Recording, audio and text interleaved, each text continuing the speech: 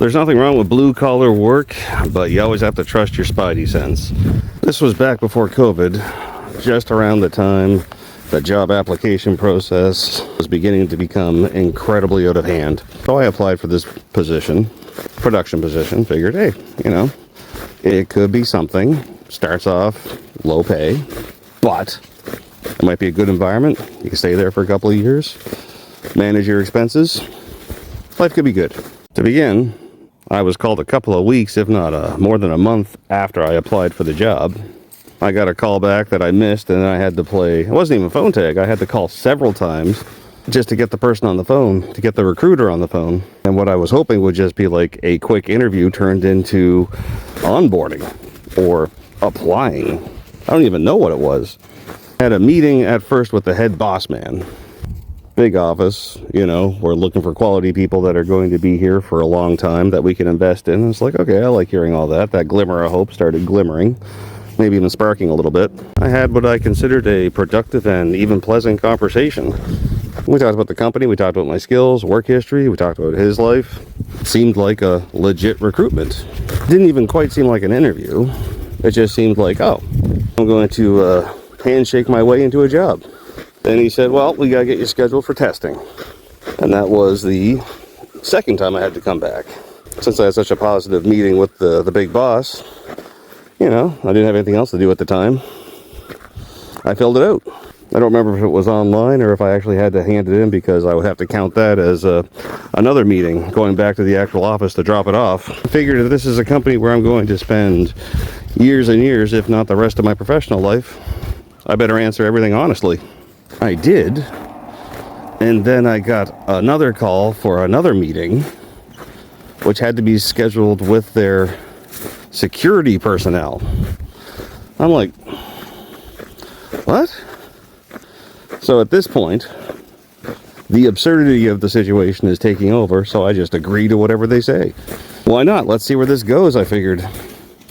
At the time, if I had had like hidden camera equipment or audio devices, I probably would have taken it into the meeting, because it was a very, very weird experience. And the entire time, while I'm talking to these security advisors or what have you, one of them with a very, very thick Eastern European accent, so I think they brought him along because he knew his stuff.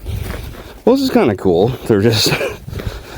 because they kept on saying they appreciate the honesty with which I filled out the questions, like if a relative of yours, like a blood relative of yours, worked for the company and you found out they were stealing, would you turn them in? I said, no, I wouldn't. I would just quit, so I wouldn't be in the position anymore. For some reason, they found that worth having a board meeting about. The absurd entertainment of the situation was outweighing my desire to scream out, this is a $14 an hour job that requires no skills. All you need is reliable transportation to work and to be able to see straight. And I'm getting the idea, after seeing some of the people walk into the production floor during my many visits to this place, that that's not even a factor. So no other jobs are biting. I got nothing else to do. I go through these meetings. I go home. I wait for a call back. I keep applying for other stuff. And then they call back after a couple of days.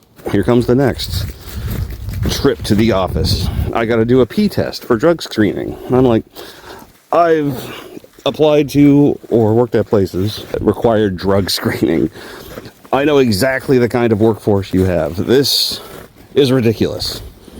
That's when I start to make fun of the process. Why didn't you just get me to pee in a cup during one of my other trips? In the end, it all seemed like, I don't know, like it was internal corporate training. They were just trying to see how far they could push a candidate that didn't really have much to do. One of those appointments.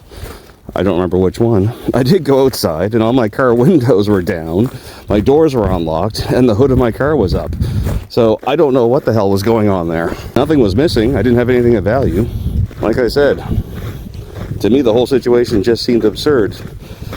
But it does seem like pretty good fodder for a video. Well, once it turned out that I could pass a drug screening, they booked me in for what I believe was the final appointment, which was for me to go and talk to the foreman. There were two of them.